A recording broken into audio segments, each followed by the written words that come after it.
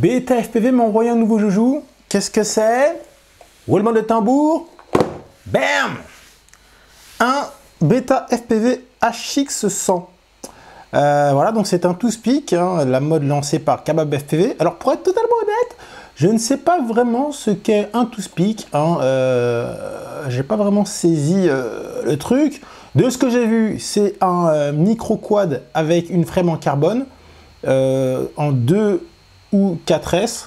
Bah, comme le Red Devil que je vous ai fait gagner là, enfin que j'ai fait gagner à... J'ai oublié son pseudo, je crois que c'est Takumi FPV qui est à La Réunion, voilà.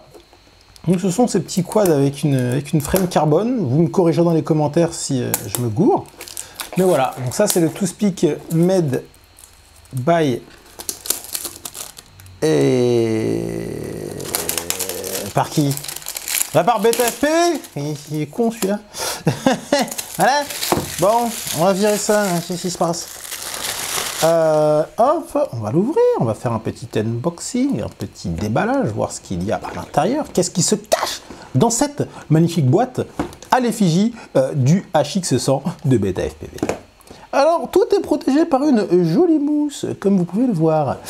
Nous tombons ensuite sur un set d'hélices bipales, n'est-ce pas? Très intéressant. Il y a deux petites 3S 300 mAh, n'est-ce pas? Voilà. Et enfin, nous avons la bestiace. Ah, le petit HX100 qui est livré avec un petit XM. Ce n'est pas un XM Plus avec le Diversity, c'était XM tout simple avec une seule antenne. Ah, c'est voilà, c'est mignon, c'est mignon, c'est mignon. Donc il est monté avec des hélices quadripales.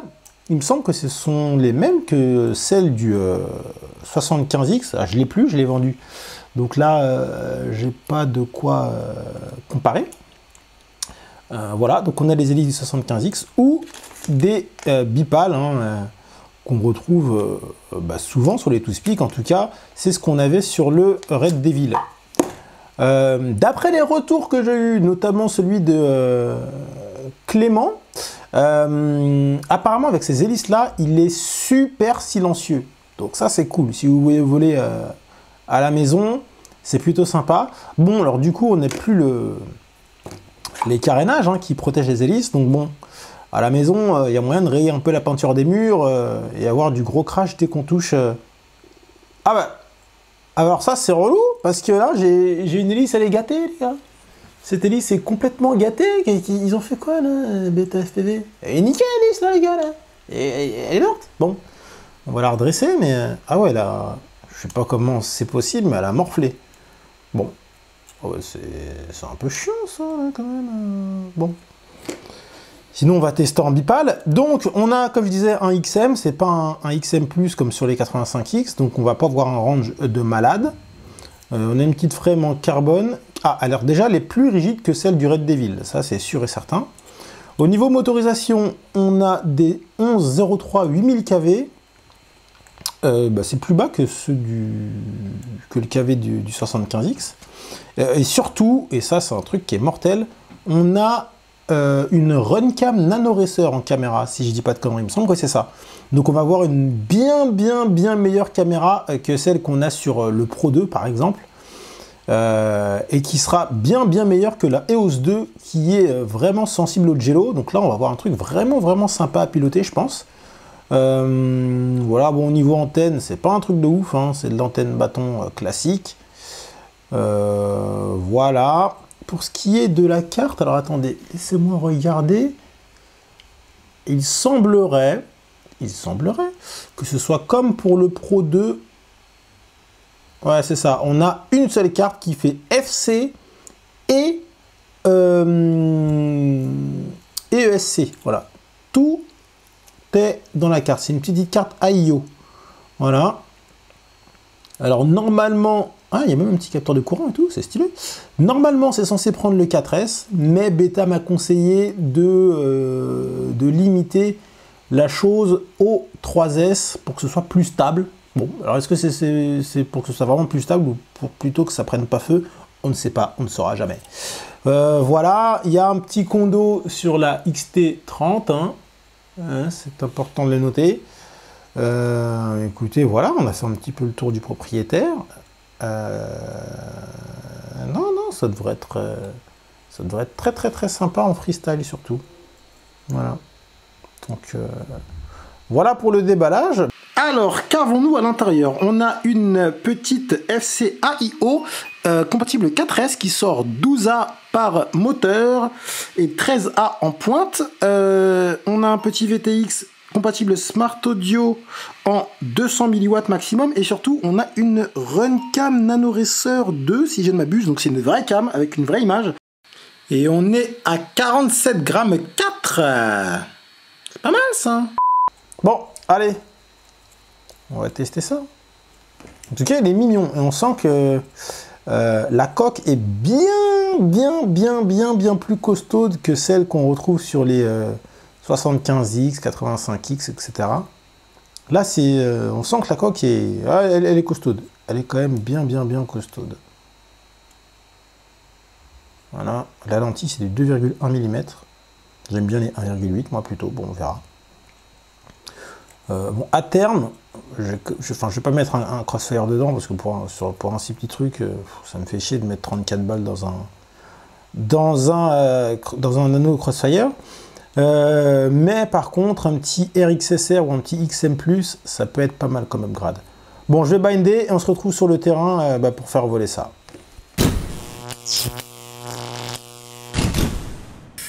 J'ai aimé le 85 Pro 2, que je trouve vraiment fun. Et à mon avis, celui-là va faire du très sale. D'ailleurs, j'ai le 85 Pro 2 qui est là. Donc ici, on a des 11.03 8000. Et sur le 85 Pro 2, on a des 11.03 11000 kV. Ah, faut voir. Bon, on va déjà tester avec les hélices en 48 mm qui sont là. Ce sont les mêmes que le 75X, si je ne dis pas de conneries. Donc on va voir ce que ça donne.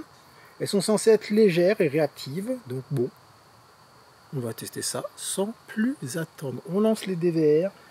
Je prends ma radio, hop, et on va tester tout ça tout de suite. Attendez, j'allume tout ça. Synchronisation des écrans. On allume les lunettes. Ça va être mon premier vol, hein. Je ne l'ai jamais testé encore jusqu'à présent. Ça va être le Maiden. On y va, donc là c'est les 48 mm. Ah, déjà la caméra n'a rien à voir avec le 85X Pro 2. Là on voit quelque chose.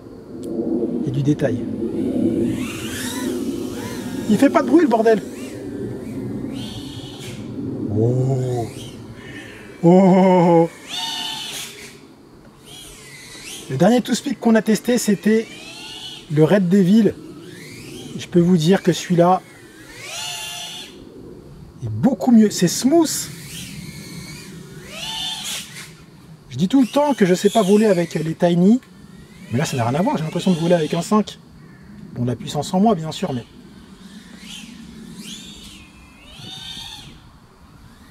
C'est un délire, c'est maniable de ouf.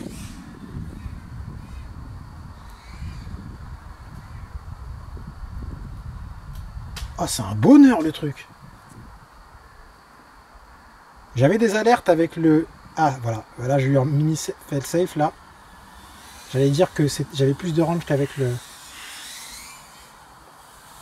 Red Devil. Eh, ça vole super bien. Je kiffe. Mon antenne ne sert à rien. Elle est en train de se dévisser, mais je kiffe. C'est un délire.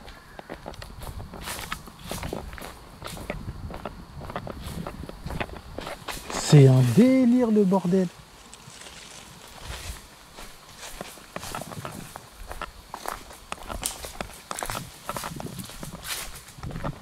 Wow. Mais non, franchement, ça vole. Hein. Alors, première chose, les hélices en 48 mm sont super silencieuses. Franchement, là, c'est ce qui me bluffe le plus, là. C'est que c'est super silencieux.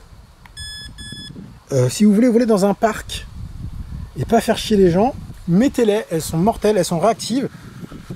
Le top end, enfin la vitesse de pointe, franchement, elle n'est pas dégueulasse du tout. C'est maniable. Mais je suis bluffé, franchement. Le 85 Pro 2 m'avait étonné parce que j'avais une très mauvaise expérience des Tiny dans le sens où je me sentais limité en termes de puissance et je pouvais pas faire les figures que j'ai l'habitude de faire, etc. Alors que là, franchement, c'est du bon. C'est vraiment du bon. On va tester avec les hélices en 65 mm en bipale. À mon avis, il va faire beaucoup plus de bruit. Je sais que le Red Devil, déjà, en bipale, il faisait du boucan quand même. Hein. Mais ça devrait bombarder plus en top end.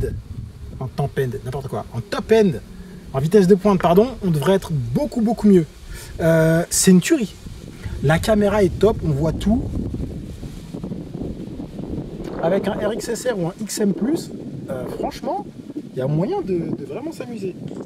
On peut pas être limité par le range, quoi. Mais non, c'est vraiment bien, c'est vraiment bien. Je suis vraiment bluffé déjà par ce premier vol. On va voir avec les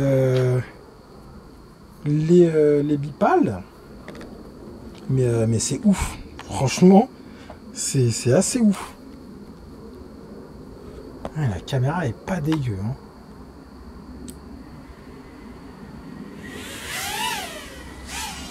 Ça fait plus de bruit. Ah, ça fait beaucoup plus de bruit. Et ça va plus vite aussi. Et c'est smooth de dingue. J'ai pas de jello. On peut faire vraiment du freestyle avec. C'est ouf. Non, c'est un truc de malade. Là, j'ai pas géré la puissance là. C'est un truc de ouf. Le seul truc qui est chiant, c'est qu'il n'y a pas de carénage, comme sur les 85 ou les 75, qui fait que quand on tape, on peut repartir. Là, quand on tape, ben, on tombe. Alors j'ai l'impression qu'en termes de niveau sonore, il fait quand même moins de bruit que le Red Devil. Mais waouh, non, ça bombarde. Hein. C'est un vrai plaisir à piloter. Alors il n'est pas en bêta 4, c'est peut-être ça en fait qui est la différence. Il n'est pas en bêta 4, il est en 3.5.3 si je dis pas de conneries. Et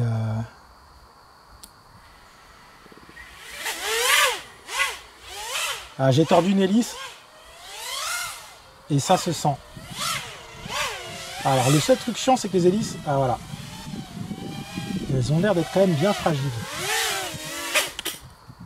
Elles ont l'air d'être bien fragiles. Et une fois que c'est tordu, quand on les replie dans l'autre sens... Ah non, j'en avais tordu deux en fait. J'en avais remise qu'une. On va essayer de la remettre droite. Ah, c'est cool les toothpicks, mais... et la batterie a un peu bougé aussi, donc ça doit le déséquilibrer. Mais c'est vrai que... c'est... plus fragile puisqu'il n'y a pas les carénages qui protègent les moteurs et les hélices.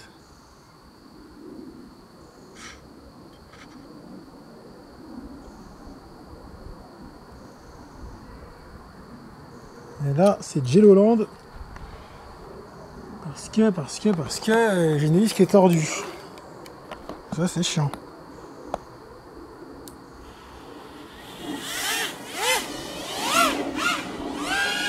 C'est bon. Je l'ai retordu de manière correcte.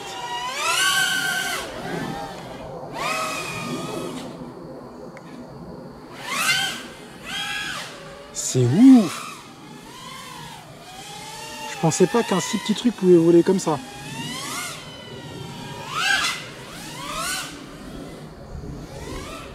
C'est un truc de malade.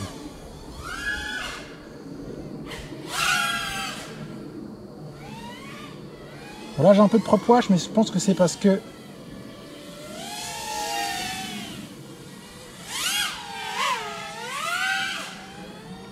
j'ai une hélice qui est tordue.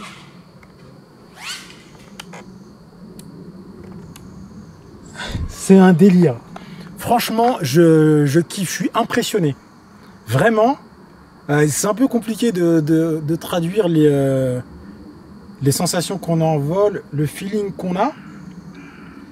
Ah merde, mon antenne est en train de se barrer là. Elle sert à rien là.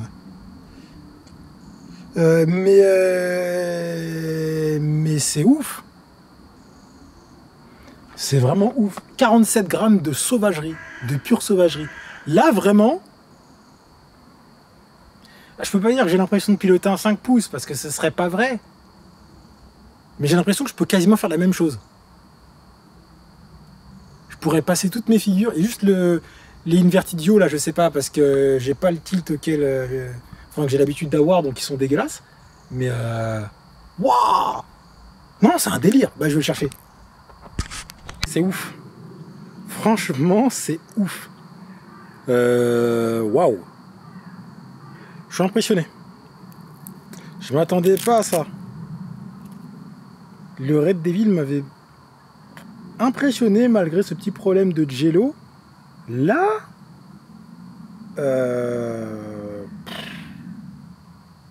non, c'est une tuerie, c'est une tuerie. Ces petites cartes à IO là, putain, c'est résistant. Hein, je suis impressionné.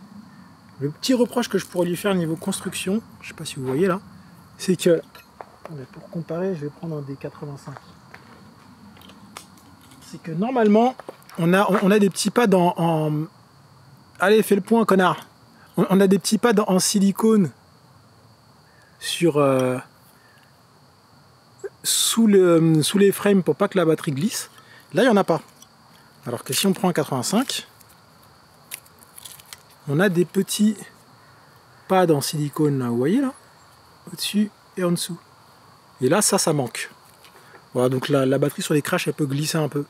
Mais sinon, en termes de qualité de vol, c'est un truc de ouf. J'ai pas touché au PID. Ça vole nickel. Ah, clairement, je vais pas le mettre à jour. Je ne touche à rien. Il est mortel comme ça. Comme je disais, la frame est plus rigide que celle du Red Devil. Bon, après, il est plus cher que le Red Devil. Hein. Il y a moins d'hélices de rechange dans le package. Mais il y avait 2 lipos dans le truc. Donc ça, c'était cool. La canopie a l'air d'être vraiment beaucoup plus solide que celle des 75, 85, etc. de la marque. Niveau réception vidéo, écoutez, j'ai rien à dire. J'ai pas eu de problème. Alors, il y a juste... ouais, avec un XM Plus ou un RXSR, on serait quand même beaucoup mieux. Mais c'est pas mal. Écoutez, je vais vous mettre quelques DVR de vol dans lesquels je vais essayer de m'éclater un peu avec.